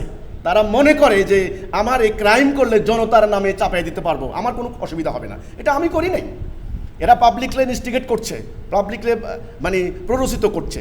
তো এজন্য আপনার এই কথার মধ্যে আমি সংক্ষেপে শুধু এটুকু বলতে চাই, একজন সাধারণ আইন মান্যকারী নাগরিক হিসেবে, ল অ্যাবাইডিং সিটিজেন হিসেবে আমি শুধু এইটুকু চাই, আমার মানবাধিকার সুরক্ষিত হোক। আমি উন্নয়ন করছি, আমি আরও উন্নয়ন করতে চাই। আর আমি কি বক্তব্য দিচ্ছি সেটা আমার মসজিদে আমি বক্তব্য দিচ্ছি, সোশ্যাল মিডিয়ার মাধ্যমে পাচ্ছেন সবাই। যদি আমার কোনো ভুল হয়, যদি আমার কোনো মিস্টেক হয়, তাহলে সেটা বলে দিবেন। সত্যি সত্যি যদি ভুল হয় আমি সরি বলবো। আমি ওই ইসলামের ভাষায় বলে মানে তওবা, আমি তওবা করবো 70 বার, এতে কোনো ভুল নাই। এই হলো আমার কথাটা, এবং আমি যে কোনো যুক্তিকে আমি মেনে নেব, এই হচ্ছে আমার কথাটা। কিন্তু আমি নিরাপত্তা চাই, সরকারের হস্তক্ষেপ চাই, এই মুহূর্তে আজকের থেকে হস্তক্ষেপ চাই। হোসেন মোহাম্মদ সেলিম সাহেব, আপনাকে অসংখ্য ধন্যবাদ। এবং আপনার উপরে যে কোনো প্রকার আক্রমণের আমি পরিকল্পনাকে আমি ধিক্কার জানাই। অ্যাট দ্য সেম টাইম আমি ধিক্কার জানাই সারা বাংলাদেশে মাজার আক্রমণকারীদের। আমি ধিক্কার জানাই মতবাদের জন্য, যে কোনো মতবাদের জন্য কাউকে আক্রমণ করার। আমি বিশ্বাস করি যদি কোনো উগ্রবাদী সংগঠন হয়, সেই উগ্রবাদী সংগঠনের রাজনীতি করার অধিকার নাই, তাদেরকে নিষিদ্ধ ঘোষণা করতে হবে। কিন্তু এট দ্য সেম টাইম তাদেরকে নিষিদ্ধ করার আগে, আমি আপনার সাথে সম্পূর্ণ একমত। হ্যাঁ, এবং নিষিদ্ধ করার আগে তারা সুযোগ পাবে তাদের আলোচনা বসার। যেমন বর্তমানে এখন পর্যন্ত আমি আহ্বান করে যাচ্ছি, হিজবুত তাহরিরকে আমি মনে করি একটি নিষিদ্ধ সংগঠন, জঙ্গি সংগঠন। তথাপি তাদের পক্ষ থেকে যদি কেউ আমার অনুষ্ঠানে আসতে চায়, আমি মুফাসসির ইসলাম তাদেরকে অবশ্যই অনুষ্ঠানে কথা বলার সুযোগ দেব। এবার এট দ্য সেম টাইম ওনারা যদি প্রমাণ করতে পারেন যে ওনারা মানে জঙ্গিবাদিতা সমর্থন করেন না, আমি অবশ্যই তাদের রাজনীতি করার অধিকারকে সমর্থন দিব। এবং এট দ্য সেম টাইম আমি বর্তমানে কয়েকটি নাম এসছে, চরমোনাইয়ের নাম আসছে, বাংলাদেশে বর্তমানে হেফাজত ইসলামের নাম এসছে। আপনাদের পক্ষ থেকে যদি আমাদের আজকের গেস্ট সেলিম সাহেবের ব্যাপারে কোনো প্রকার বা রাজনীতির ব্যাপারে কোনো রকম কথা থাকে, ইউ আর মোস্ট ওয়েলকাম, এবং আমরা আপনাদেরকে কথা বলার সুযোগ দেব। আমি সেলিম সাহেবকে দরকার হলে আবার দাওয়াত দেব, আপনারা আলোচনার মাধ্যমে এই সমস্যার সমাধান করুন, যাতে একটি জাতি, আমরা যদি ঐক্যবদ্ধ এখন না থাকি, আমরা অত্যন্ত ক্রান্তি লগ্নে কিন্তু আছি, আমাদের শত্রু কিন্তু আছে দেশের, তারা কিন্তু সুযোগটি পাবে, আমরা সেই সুযোগটা দিতে চাই না। সেলিম সাহেব, আপনাকে অসংখ্য ধন্যবাদ, এবং আপনার যারা ভক্তরা আছে বা আপনার যারা অনুসারীরা আছে, আপনাদের সবাইকে ধন্যবাদ। সেলিম সাহেব, আপনাকে অসংখ্য ধন্যবাদ। আপনাকে অসংখ্য ধন্যবাদ। আল্লাহ হাফেজ। সালামু আলাইকুম ওয়া রাহমাতুল্লাহি ওয়া বারাকাতুহু। আপনার মাধ্যমে আমি সবাইকে আবার শুভেচ্ছা জানাচ্ছি, মোবারকবাদ, সালাম জানাচ্ছি। অন্যান্য ধর্মের ভাইদের আপনি আমাকে নাস্তিক মনে করেন না তো? আমি তো আপনার নাস্তিক হওয়ার কোন ধরনের সাইন চিহ্ন কোনো কিছু দেখতে পাচ্ছি না। যাই হোক, আচ্ছা, মাশাআল্লাহ, ইনশাআল্লাহ কথা হবে ইনশাআল্লাহ। আল্লাহ হাফেজ। আল্লাহ হাফেজ। জি, আল্লাহ হাফেজ। আসসালামু আলাইকুম।